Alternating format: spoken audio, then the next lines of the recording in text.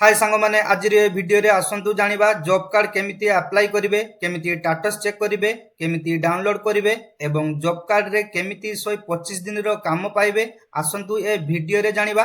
प्रथमे आसंतु जानिबा job card कोन एवं केउ माने रजिस्ट्रेशन करि परिबे।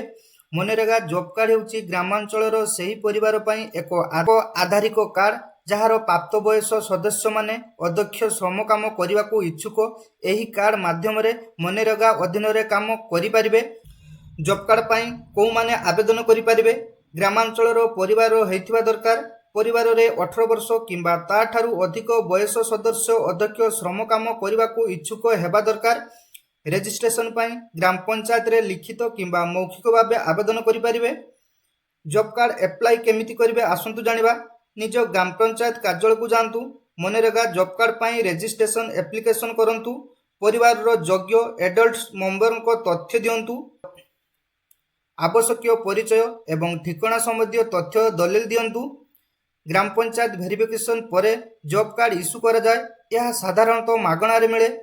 ऑफिशियल मनरेगा वेबसाइट रे जॉब कार्ड एवं वर्क ऑर्डर रिलेटेड इनफॉरमेशन मध्ये सर्च करि परिबे।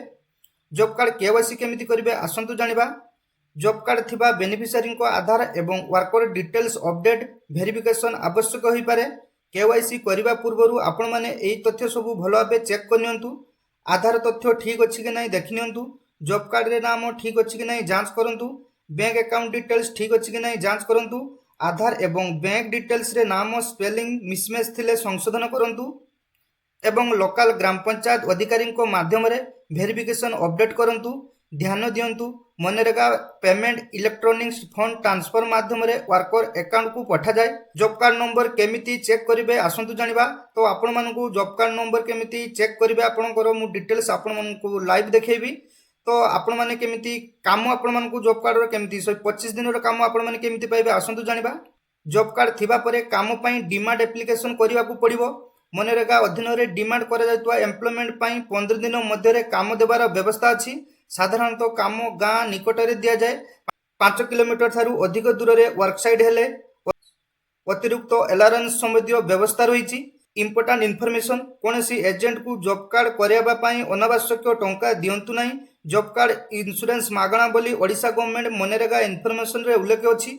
तो सांग मैंने आसंतु जानिबा केमिति आपण माने जॉब कार्ड आवेदन करिवे एवं केमिति डाउनलोड करिवे एवं आपण माने केमिति स्टेटस चेक करिवे एवं आपण मानको जॉब कार्ड रे पैसा अछि कि नै आपण माने केमिति चेक करिवे एवं आपण माने काम केमिति पाइबे आसंतु जानिबा। प्रथमे आपण माने आपण मानको फोन रे किंबा कंप्यूटर रे जे कोनसी ब्राउजर टी ओपन करंतु। सेटारे आपण माने VG RAM लेखि सर्च करंतु। सर्च कला परे एठारे देखंतु VG RAM रो ऑफिशियल पेज टी संपूर्ण भाबे ओपन हे जिवो। एठारे आपण माने एठारे देखंतु जॉब कार्ड रो नुवा वेबसाइट एटा VG RAM रो नुवा वेबसाइट टी एठारे आपण मानको पाखरे शो हे जिवो। शो हे गला परे एठारे आसंतु जानिबा आपण माने केमिति आपण मानकर जॉब कार्ड आवेदन करिवे एवं डाउनलोड करिवे एवं आपण मानको बैंक अकाउंट को पैसा आसछु कि नै केमिति चेक करिवे एवं जो माने अप्लाई करचंती तांकर स्टेटस कोन अछि केमिति जानिबे। एटारे डिटेल्स आपण मानकु लाइव देखेबी। तो प्रथमे आपण माने कोन करिवे ना एटा देखंतु एनालिटिक्स एवं रिपोर्ट्स लेखा अछि। आपण एठारे क्लिक करंतु। क्लिक कला परे एठारे देखंतु 2 नंबर गोटे डैशबोर्ड लेखा अछि। एठारे आपण डैशबोर्ड रे क्लिक करंतु एवं परे एठारे देखंतु MIS रिपोर्ट्स लेखा अछि। आपण माने एठारे क्लिक करनियंतु। क्लिक कला परे एठारे नेक्स्ट पेज टी संपूर्ण भाबे ओपन हे जो। ओपन हला परे एठारे देखंतु गोटे कैप्चर कोड होइछि। एठाकू आपण माने कैप्चर कोड टी फिल अप करनियंतु। संपूर्ण भाव ओपन हो। एठारे देखंतु फाइनेंशियल ईयर अच्छी एवं एठारे देखंतु स्टेट नेम अच्छी। आपण माने सिलेक्ट रे क्लिक करनियंतु। क्लिक कला परे आपण मानकर स्टेट टी चूज करनियंतु। कला परे आपण माने किछि टाइम वेट करंतु। वेट कला परे एठारे देखंतु प्रथम पेज रे R1 ने लिखंतु बेनिफिशियरी डिटेल्स लिखा अछि। आपण माने प्रथम एठारे क्लिक कर दियंतु।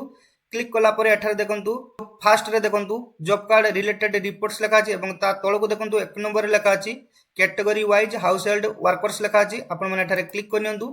क्लिक कला परे एटारे नेक्स्ट पेज टी संपूर्ण भाबे ओपन हे जिवो। परे एटारे देखंतु सीरियल नंबर आसी जिवो एवं डिस्ट्रिक्ट आसी जिवो। आपण मानकर डिस्ट्रिक्ट टी भलो भाबे चूज करनियंतु। कला परे नेक्स्ट पेज टी संपूर्ण भाबे ओपन हे जिवो। परे एटारे आपण मानकर ब्लॉक टी चूज करनियंतु। ब्लॉक चूज कला परे एटारे देखंतु नेक्स्ट पेज रे देखंतु आपण मानकर पंचायत ना आसी जिवो। आपण मानकर पंचायत टी भलो भाबे चूज करनियंतु। चूज कला परे एठारे देखंतु नेक्स्ट पेज टी संपूर्ण भाबे ओपन हे जिवो। एठारे देखंतु जॉब कार्ड एम्प्लॉयमेंट रजिस्टर अछि। एठारे जो माने जॉब कार्ड आवेदन करचंती एठारे तांकर ना आसी जिवो एवं आपण मानकर जॉब कार्ड नंबर आसीजिवो एटारे भल भाबे आपण माने भल भाबे चेक करनेबे जो मानकर जॉब कार्ड साइड रे स्टार मार्क अछि रेड कलर रे से मानकर जॉब कार्ड टी कटि जाइछि आपण माने पुनी थरे केवाईसी करी रीअप्लाई करि परिबे एवं जो मानकर साइड रे रेड कलर रो स्टार नै तो से मानकर जॉब कार्ड ठीक अछि तांको किछि करिया पई पडिबनी जदि आपण माने डाउनलोड करिया पई चाहुचंती एटारे देखंतु OR Gute job card number लिखा अछि आपण माने एटारे क्लिक करनियंतु क्लिक कला पर एटा नेक्स्ट पेज टी संपूर्ण भाव ओपन हो जिवो पर एटारे देखंतु आपण मानकर ना सो हिजो आपण मानकर जॉब कार्ड नंबर भी सो हिजो एवं आपण मानकर फोटो भी सो हिजो एवं आपण मानकर जॉब कार्ड रे केते जण मेंबर अछि एटारे सो हिजो एवं आपण मानकर फोटो भी सो हिजो एवं आपण मानकर को बैंक को पैसा जाउची एटारे आपण को बैंक ना सो हिजो पर आपण मानकर ईकेवाईसी अछि कि कटि जाइछि एवं करिया पई पडिबो एटारे आसी जिवो जहार ईकेवाईसी नो लेखा जी तांको यूकेवाईसी करिया पई पडिबो एवं जा मानकर यूकेवाईसी डोन अछि एटारे यस आसीबो एवं आपनकर नाम एवं एज डिटेल्स आसीजिवो